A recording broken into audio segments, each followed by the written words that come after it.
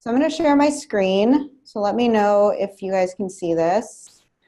I lead our Decentralized Markets Lab, and markets are actually one of the things we've been focused on sort of since the start of the CoLab, particularly in the summer of 2015 when we were really starting with blockchain. And we were trying to figure out, what is blockchain good for besides Bitcoin? And the answer really was markets. And so we've been focused on this for quite a long time. And I think the first thing I really want you guys to understand is that the term marketplace didn't happen by accident. So you guys probably all had a picture like this in your 6th grade social studies book. It is a bazaar in ancient Greece, and some of the earliest examples we have of markets go back to 1000 or 1200 BC. They're really, really old things. Markets actually predate our concept of property ownership. So these bazaars in villages in Athens were these spaces that weren't actually owned by anybody. They weren't owned by cities or by governments. They were just these open spaces in which anyone could come and buy or sell or exchange anything. They were physical places for buyers and sellers to meet. And it's kind of cool because our earliest examples of markets really were decentralized. Like they were these places where no one was setting the terms of entry, no one was saying what you could sell or what you couldn't or what the price was. Anyone could sort of come in and out. And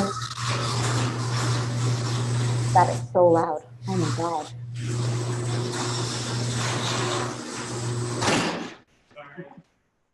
Thanks. That worked actually really well for quite a long time. We had completely decentralized markets for a while. And over time, we started to centralize markets. And so when I say centralized, I mean that we started to confer a lot of the rules of markets to individual players. So we started to say, hey, there's one big supplier that kind of owns everything. Or that place, that physical space, that's owned by someone who sets the terms and dictates what you're allowed to do and what you're not. And a lot of people think centralization is bad, but it actually was really, really beneficial. Because what it did was it really lowered transaction costs. So let's say you want to buy something at an ancient market. You don't know that the price you're getting is fair because you don't know what they're selling down the street. You don't know what they're selling 3 miles away. You don't know if the person's going to come back. You don't know if the good is valid or not. And so it was actually really hard to transact in marketplaces, and centralization actually started to work as a trust proxy. Like you could trust this big player because they would continue to be around.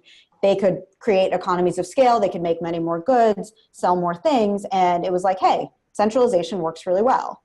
And I think usually when people tell the story of markets, they say like, oh, well, they started decentralized, then they centralized, now they're going to decentralize again. And one of the major points I want to make is that change is not linear. Like if you actually look at the history of markets, they go like this. They go like this little waveform because markets are always trying to evolve to figure out, how do I fight friction in the system? How do I make it easier for buyers and sellers to meet and exchange goods? So it's not a, hey, markets were decentralized, then they centralized, now they're decentralizing again because of Bitcoin. It's actually like markets are just constantly evolving. They centralize when it's really, really hard for buyers and sellers to meet each other. When that happens, centralized players tend to do this thing called rent seeking. They tend to kind of want to get a bunch of benefits and then say, hey, I'm going to actually ask for some money in exchange for you participating. And people say, I'd rather decentralize. And so they go back out. And so to give you a sort of coherent example, are any of you guys from Chicago? No? One guy. One guy. All right, this is actually a farmer's market in Chicago. It's called the Maxwell Street Market. It's actually been around since 1904, so it's really, really old. And it's pretty big. I think at its peak, it used to have 70,000 people visit it every weekend. And it started as actually a pretty centralized market. It was one family. They kind of took the land outside their house and said, we're going to sell some stuff on this land. And they said, Uncle Joe, you can sell this stuff. And Uncle Rick, you can sell that stuff. And they were like, that's our market. And over time, just organically, it started to grow into a more decentralized system. So the family down the road said, we're going to sell some stuff outside of our house. And the family next door said, we're going to do that too. And all of a sudden you had this relatively decentralized farmers market that was completely vendor governed. So people would coordinate with one another. They would say like, oh, like you're going to sell this weekend, I'm going to sell something else. And it was just this kind of robust, bustling marketplace that people would go to do their grocery shopping every weekend. And that worked for a while, but there started to become a lot of friction involved in a fully decentralized vendor-governed system. So this is a quote from the Chicago Tribune. I'll read it in case you can't see the screen, but basically people were fighting over who was allowed to sell what in this market. And so in that fight, a kippered herring caught lapping athwart the jowl as he ducked, a halibut steak smacked a policeman, and a bluefish cracked another. So literally in this market, people were hitting each other with fish to figure out what the rules were and how they could sell, right? Like that is a market with a ton of friction. Like that is horrible. That is not what we want out of markets. And so the city of Chicago actually stepped in and said, hey, this is not good. We don't want people smacking each other with fish in our streets. We're actually going to create this job. Literally, they paid people for about 30 years, and this job is called the market master. And the market master is going to be the decider for the market. And they're going to decide who's allowed to sell. They're going to decide where they're allowed to sell. They're going to control permits. They're going to control prices. The market master is going to be the ultimate authority on this market. And actually, for a while, that worked really well. Like the market continued to grow, people continued to come, and things were going okay. But it's Chicago, it's the 60s and the 70s, that market master starts to get a little bit corrupt. Different people have taken this role, but they start to do a little bit of rent seeking. They start to say like, hey, you want to sell at my market? Well, great, I'm going to need a little bit of a donation to my organization, which may or may not be the mafia. And so you started to see, hey, that's actually not working at all. And so the vendors in this market, they revolt and they go to the city and they say, we're done with this. Like, we're not going to keep selling. We want to go back to a vendor-governed and vendor-managed system. And the city of Chicago says, okay, well, clearly what we were doing isn't working. So great, you can go back to the vendor-governed, vendor-managed system. So that happened in the late 90s, went back to fully vendor-managed Maxwell Street Farmers Market, totally self-governed. Now, about 15 years later, you're starting to see the city take a more active role. Vendors were saying, hey, it's hard to know when I'm going to get a stall. It's hard to follow this process. I'm just going to opt out. The city said, okay, we're going to move the market itself and start implementing permitting. So you're starting to see that market re-centralize. And so the point I really want to make here is that markets are just always evolving to fight friction. That's all they're trying to do. They're trying to figure out what is the least friction way for a buyer and seller to meet and transact in our marketplace. And it's going to look like a wave. So they're going to be centralized until that's too expensive, then they're going to be decentralized until that's too expensive, and then they're going to go back. And I think for a lot of reasons, we're kind of on the precipice of a decentralization. So we as humans have short memories. We think of markets as having been centralized because for the past 30 years or so, most of the big markets we interact with have been. But there's a lot of sort of forces pointing at, hey, we're actually probably going to start to see markets decentralize again. And the biggest one is technology. So I talked a little bit about blockchain, and I think blockchain is a huge one because the idea of having shared, trusted information is actually a hugely necessary ingredient for markets to work. And while centralized players had historically been the gatekeepers to that information, we're now starting to see blockchains let people all over the place hold that information. They're also starting to see with IoT that information become trustworthy because it's not just necessarily coming from humans who may have mixed incentives, but maybe coming from machines. And we have this theory, and it doesn't always play out, that machines are a little bit more unbiased in the information that they give us. And then AI, right? So we're starting to see markets for much more fine-grained goods. We're starting to see things in which it might not actually make sense for a human to participate, but it might make a lot of sense for a machine to participate. So we're starting to see markets participate in our behalves. And really, if you kind of look out into the broader world at some of the trends and signals to watch, you're seeing markets that are formed with new kinds of participants we've never seen before, new roles people are playing, and new kinds of assets they're trading. So think about things like democratized production, Etsy, Kickstarter. Those are things saying, hey, you used to have to be a huge manufacturer to sell a good in like a real marketplace. Now maybe you don't have to be. Think about things like the sharing economy saying, hey, your bedroom, your spare bedroom in your house, that's a financial asset that you're actually allowed to trade and transact. Unbundled market functions, it's kind of a weird one, but the point there is we're starting to more specifically tune the roles that people play in markets. So something like Stripe can say, I don't have to own the whole market, I'm just going to process payments. And then data as an asset, right? 30 years ago, no organization was saying data is my biggest asset, but now we're starting to create new kinds of assets. And we've seen this come up kind of over and over again in the prototypes that the CoLab creates. So many of our prototypes have a market component. I'm sure a lot of the prototypes you guys are working on have market components. So we have things like microequity in real estate, a project that I worked on. We have things like a restaurant ingredient exchange for people to trade one ingredient across 7 restaurants. We have things like autonomous vending machines or medical supply waste or shared maker spaces, like all of these prototypes that have market components, because we really do believe that in the near future, there are going to be markets everywhere for so many more things and in so many more places than we've seen them before. And that's really what the Decentralized Markets Lab was sort of created to explore, was how can we better match supply and demand for inaccessible or underutilized assets? Like how can we do this better? If we're at this point where markets are going to decentralize, how can we design that to work better for humans? And there's 3 kind of areas we're super interested in. So one is what we trade in those marketplaces. We believe that increasingly fine-grained information is going to let us create new kinds of assets. So what is an asset? An asset is just a thing that someone has that has value and can be transferred to someone else. That's all it is.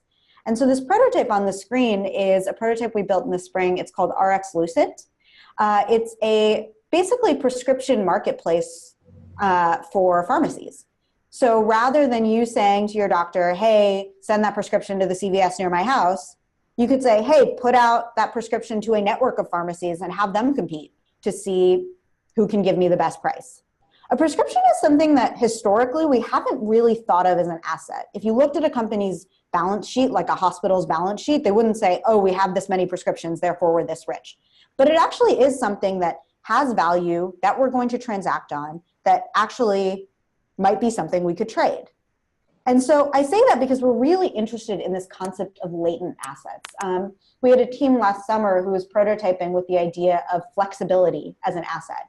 Is my choice to turn on my washing machine or not turn it on or let it run later, is that an asset that I might be able to get paid for? So what are those latent assets? How do we actually go about formalizing them? How do we price them, right? Like how do we price this thing that we didn't actually know was something that had value? How do we even think about what to do with that? And then how do we broadcast them for the world and figure out who's the person that could benefit from them? We're really interested in the new roles that exist in this marketplace. So today we have a lot of pretty centralized players in most of the markets we work in, whether it's finance or energy or healthcare.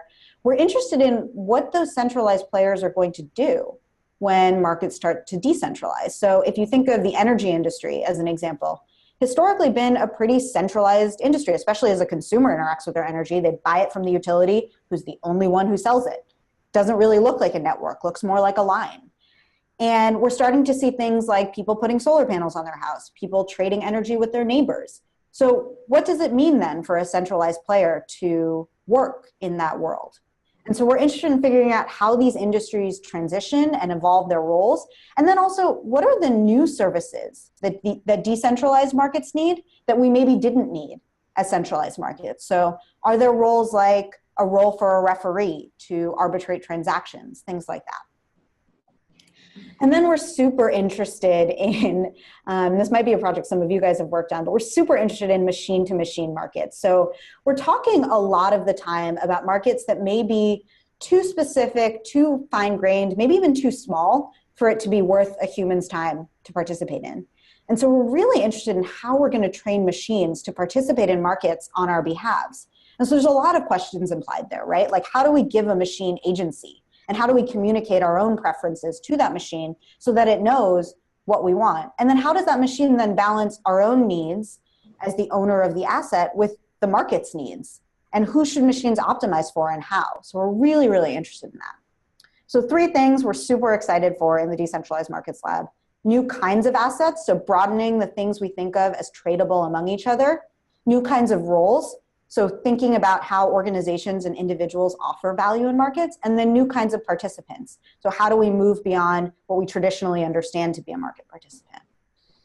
And as I was preparing this talk, I ran across this quote from Keynes as he was writing about economics. And he says that the difficulty lies not so much in developing new ideas as in escaping old ones. And I think it's actually a really apt quote for what we're interested in this lab, because I said that our memory as humans is really finite. Like, we remember markets as being centralized, and we're in this moment of escaping that old idea.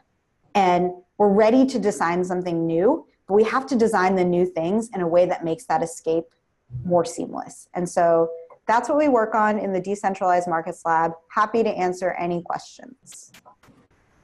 I wouldn't mind knowing like how she might see the elimination of banks. I know that that's kind of a lot of the transactions being done is kind of discussed in blockchain, but do you see that in the future, and how can we do it?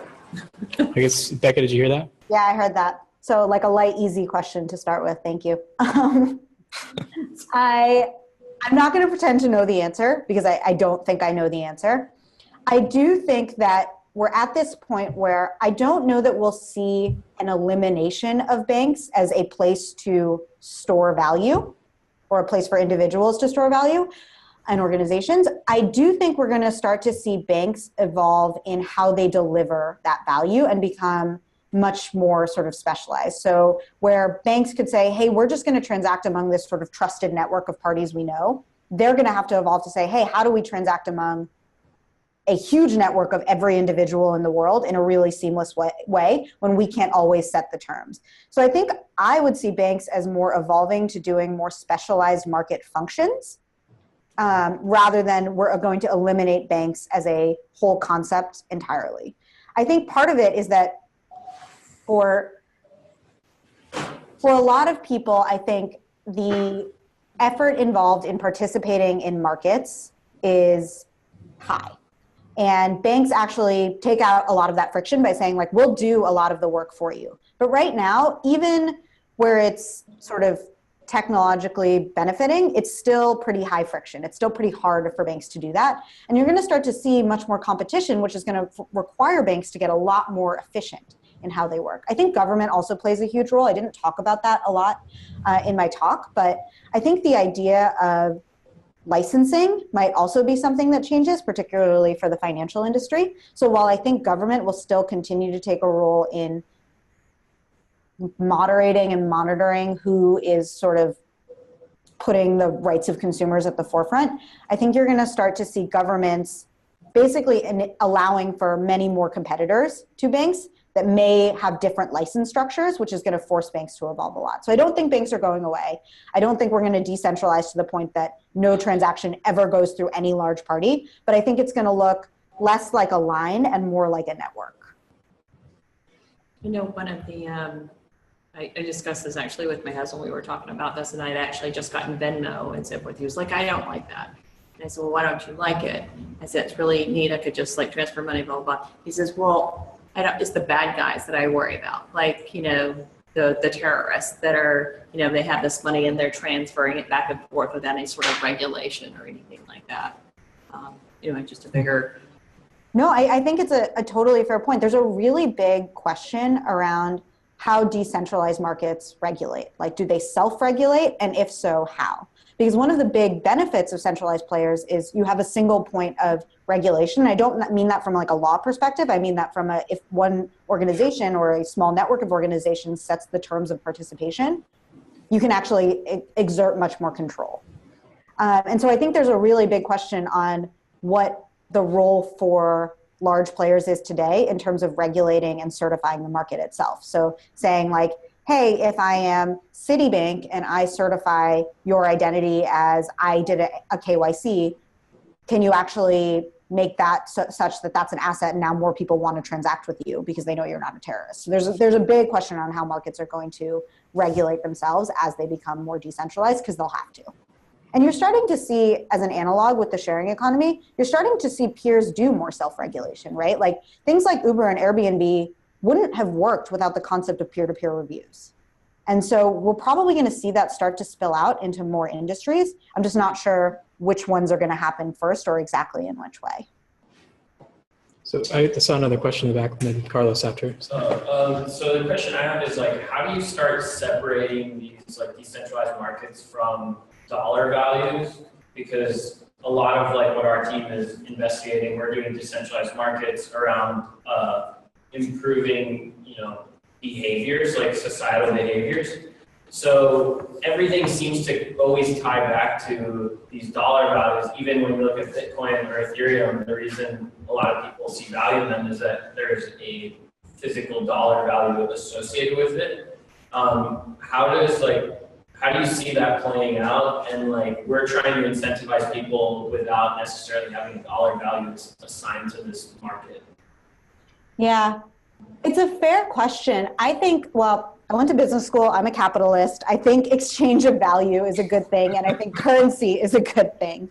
But I don't think that means that you can't exchange things without doing some sort of government currency-backed delineation of value. Like, I think there are other ways of measuring value. I think part of the interesting thing, though, is there a way to start to bring forward into transactions themselves the externalities they create, which might be on a dollar basis, might be in something else, might be on a Bitcoin basis, might be on, but like we'll probably have a financial component. So if you think about things like driving your car, like choosing to drive your car in the morning, like what if you could actually pay a tax not based on like, here's how much pollution we as a society created, but here's how much pollution I created, because in every action I take, I now know the externality and the impact of those transactions. So I don't think it's, for me, necessarily about separating away from the dollar or financial value of the choices you make, but rather bringing to the forefront the impact of those choices and then letting people make better informed ones, if that makes sense.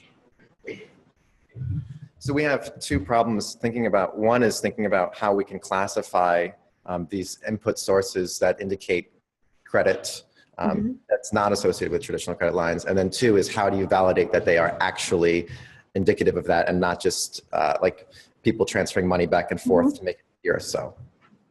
Yeah, I think it's hard. And part of the reason I think you guys have a brief on it, to be totally honest, is because we don't yet understand what the right way is to do that. Like, I'm sure John and Matt and Jacob and Jonathan and everyone has already said this, but like you guys are becoming experts in this stuff to some extent, much more than we are.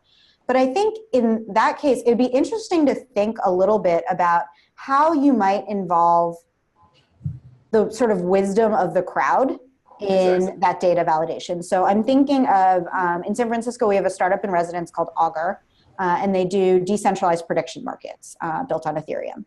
So they're a decentralized app. And one of their big theses, which I think is correct, is that the crowd itself is actually much better at figuring out what really happened or validating data than a single party, because a single party might have misaligned incentives, but when you put that across an entire network, you actually have a much better and sort of more trustworthy set of data. So you could think about something like that, like how might you introduce new kinds of participants to validate that data across like different roles, different incentive systems, and then build some level of confidence that that data is correct. Yeah, the incentive system is what's difficult. Is how can we incentivize people to leverage their own data or to participate in this system of validations where you can all rely on each other? Yeah, and I think part of that is really thinking through the sort of system implications and benefits, right? Like, how do you incentivize people to do that? Well, you give them something that they really couldn't do before without your system, right? And so I think there's this sort of question, especially like with credit scores, it's hard because it's like, there's a lot of people who say, well, the system's working really well for me. Like, I'm a young professional, I have a good credit score. Like, I'm not that worried about how to assemble different kinds of data. So then there's this question of, hey, how do you represent to people what they could be doing or what they could experience if they were able to use your system or use different kinds of data or validate this network? So, and you could also imagine also sharing some of the rewards, right? So you can imagine, like, let's say it's in my interest to validate certain forms of data for the network, and in exchange for that, I get some percentage of the transactions, or I get some percentage of the loan values that are issued, or whatever. So you could imagine incentive systems that are financially based that would sort of suggest that you take part. I also think you should think about sort of the minimum viable sort of size group for that network. And I say that because most networks have a lot of people who are consumers and only a few people who are producers, right? Whether that's goods or Wikipedia edits or whatever. And so thinking a little bit about how you build that system with like some small core group of people that is broad and diverse enough to give you trustworthy information, but also like specific enough that you don't have to solve for everybody and most people can just be passive consumers that benefit from the system. Sure, I'm going to connect with you on Slack because I want to show you our prototype. Okay, cool. Becca Chacko. There's one question back in the back. I think, are you still, yeah? Yeah, I have a question about where do you see opportunities? Yeah. Come on down. What's the song music? Price is right. Where do you see opportunities for homeowners to better take advantage of latent assets, whether that's information generated through home automation and IoT, or just anything else, like we talked about the sharing economy with Airbnb, that's how you take advantage of an extra bedroom. Where do you see more opportunities for that? So many opportunities there. So I think we've started to see it like really obviously come out with like our highest value assets, right? Like our cars and our houses and our rooms. I think you're going to start to see it happen for much lower value stuff, right? So we talked a little bit about micro markets, but I think there's a few things you'll start to see. So one is that almost everything you have, whether it's your data or your choices or your physical goods, is going to be a thing that you are going to constantly choose whether or not you want to transact. And I say that not you specifically as a human, but machines or agents that act on your behalf are going to make those choices. So if you think about sort of a world of autonomous vehicles, every day when your car drops you off at work, it's going to make choices on the different kinds of markets it might participate in. You're already seeing some startups move in this direction, like OhmConnect says, hey, we will actually pay you to turn on and off your electricity at moments of peak grid load, right? So that's like, hey, that's an asset. That choice to turn on and off your electricity, that's an asset that you're going to trade. I think you're going to probably start to see a lot of the financial models of the digital world move into the physical world. So you might say, hey, I'm going to trade the data that my Tesla home battery is collecting on how I use my energy and like sell and trade that and use that in order to get cheaper upfront products, right? So you're going to start to see, I think the crazy thing about latent assets is if you think about them too much, your mind gets a little bit blown because you're like, literally everything I do might be an asset, like might be something that someone else might be able to get value from. So then it's just a matter of how do you capture that thing, whether it's a physical thing or a choice or an abstract notion, how do you capture that thing, verify or validate that thing, and then trade that thing with the relevant party? Let's have some claps for Becca. Thanks, guys. I'm really excited to see the stuff you guys do. So thanks for listening to me talk. See ya. Hi, guys.